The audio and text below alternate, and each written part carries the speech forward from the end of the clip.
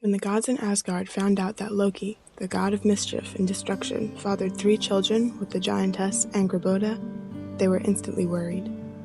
The first was Fenrir, the wolf. Next, Jormungand, the serpent.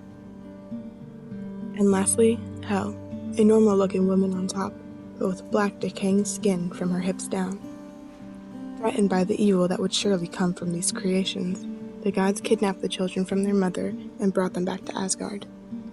Odin took Jormungand and threw him into the ocean surrounding the world of man. There, he would grow so enormous, he would wrap around the world and bite his own tail. Odin then threw Hel into the underworld, where she would receive the dead from all the 9 worlds who were overcome by illness or old age.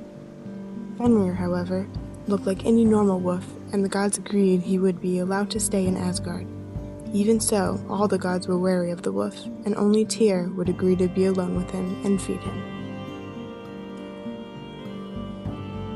As time went on, Fenrir grew at an alarming rate. The gods gathered for a second time and decided something must be done to protect themselves against the ever-growing wolf. Knowing they could not kill Fenrir in Asgard or stain the land of the gods with evil blood, the gods created lading, a mighty chain to keep Fenrir bound. One day, the gods approached Fenrir and showed him the chain. They promised him glory and fame if he was able to break out. Fenrir, knowing he would be stronger, allowed them to bind him. Wrapping lading around Fenrir's entire body, the gods only left a small tail to hold and watched Fenrir attempt to escape. Fenrir breathed in deeply, and with one mighty pull, the chain sprang off him. Without hesitation, the gods set to making another chain. Dromi was bigger than any chain ever made. No man would have been able to move it. Fenrir would be bound forever.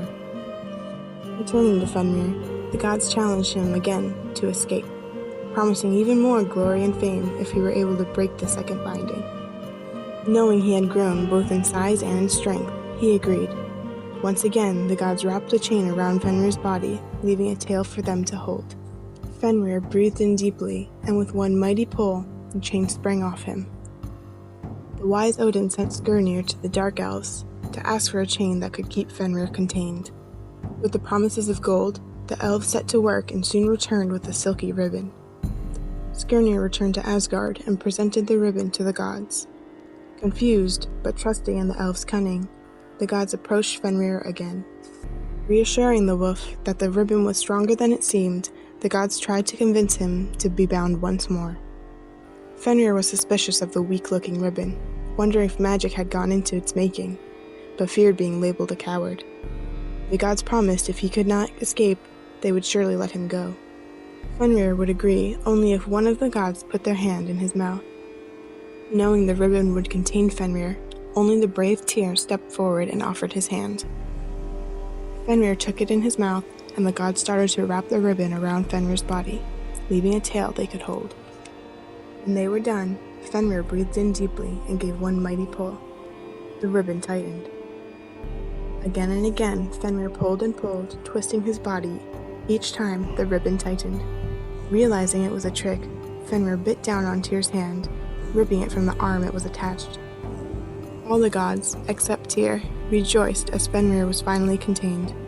They took the tail of the ribbon and attached it to a chain which they ran through a hole in a boulder.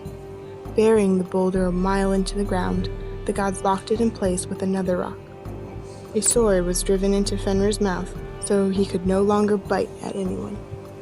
And there, Fenrir will remain until his strength grows beyond even the magical binding, when he will escape and fight in Ragnarok.